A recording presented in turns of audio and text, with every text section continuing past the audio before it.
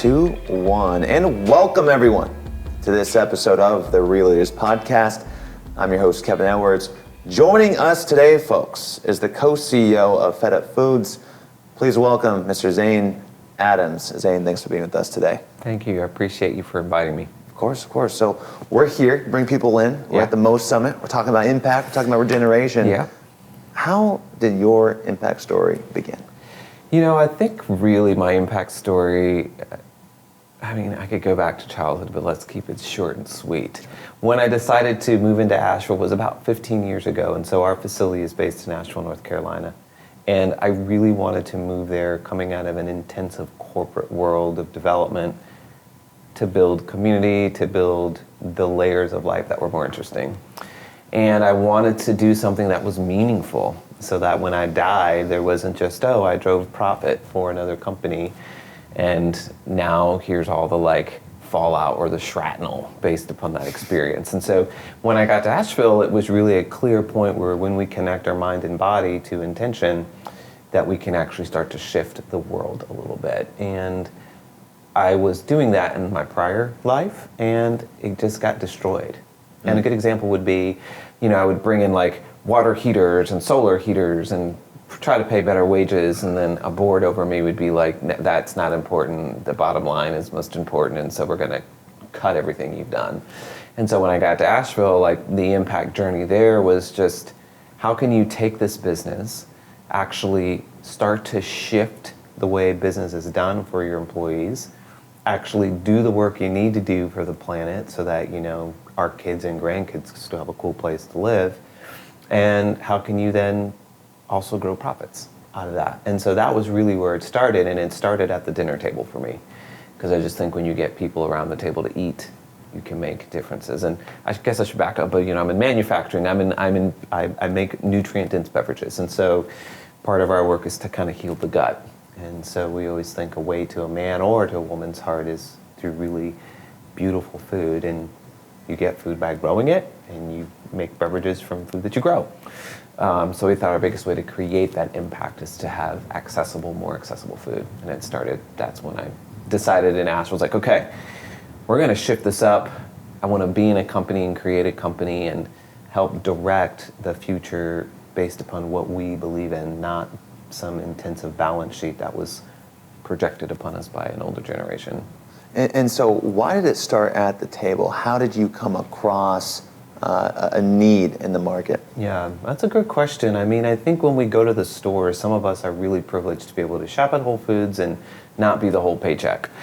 But I think there are a lot of individuals that are buying food that isn't necessarily food in places that don't always do the best job at providing, quality food, right? And so I think if you don't feel really well, if you're taking junk in your body, garbage in, garbage out, then we really can't expect people to grasp really big concepts like we're in a climate crisis. What does it mean to actually be responsible about your footprint? Or, you're driving this particular vehicle. Why should you change and drive something else? Or why should you use different materials to build your house? And so I figured I could either pretend like all of the people knew about all of the things in the world that are in crisis, or we could sit at a table together and say, hey, look where your food came from.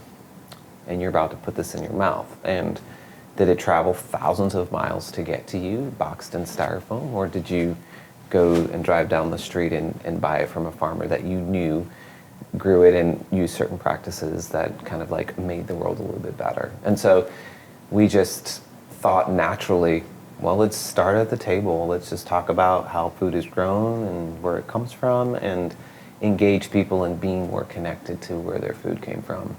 And how have you incorporated a stakeholder approach?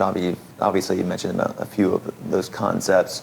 How do you continue to see it correlate with driving profitability, sales, and communication?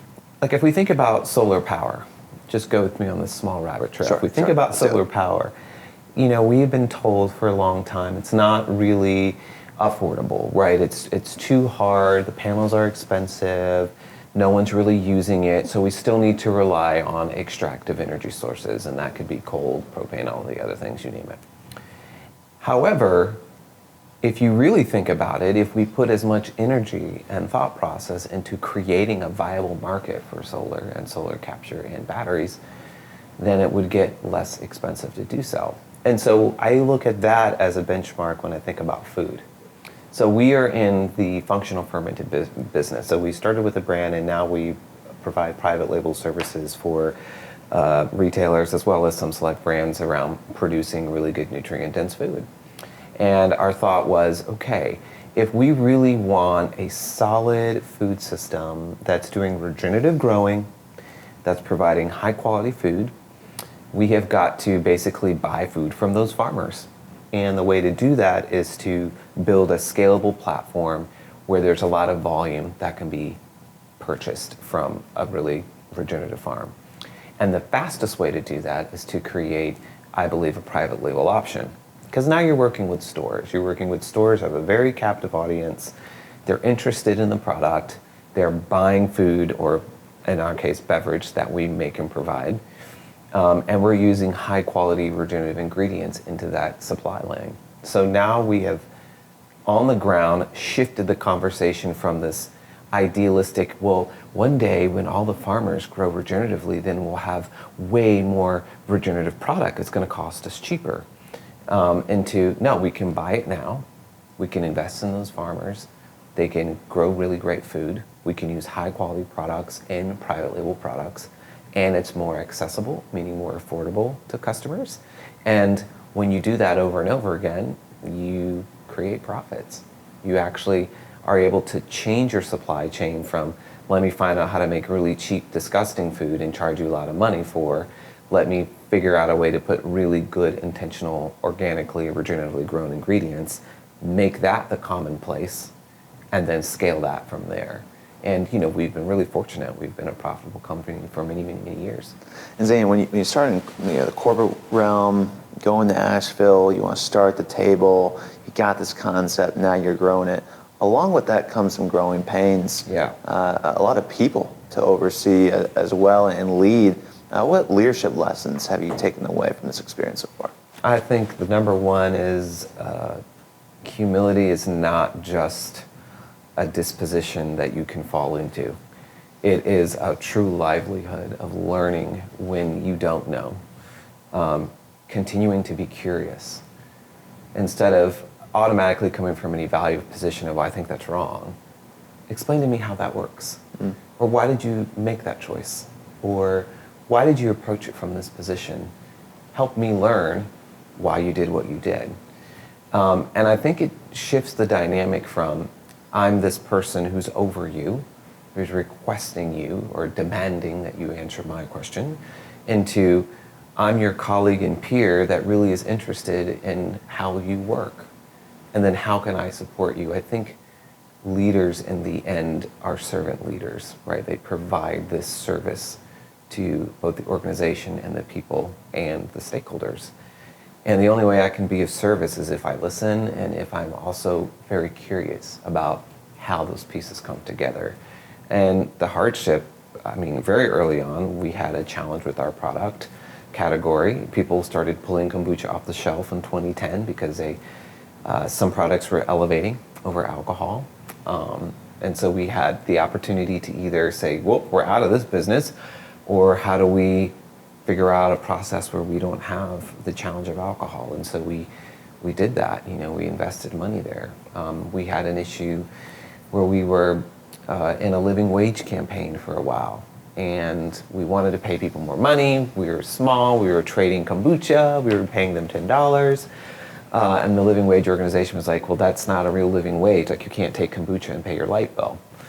And, we had to go to our community and say, we actually think you're right. You can't take a kombucha and pay your light bill. And even though our intention was to provide a greater light on living wage and why it was important, ourselves as a small company, we weren't paying $11 in cash. We had to come up with it. So it made us go back to the table and say, what's our really big goal here? Like, what do we really want to do? Pay $11, or we do want to pay $25 or $50? Like, what do we want to do?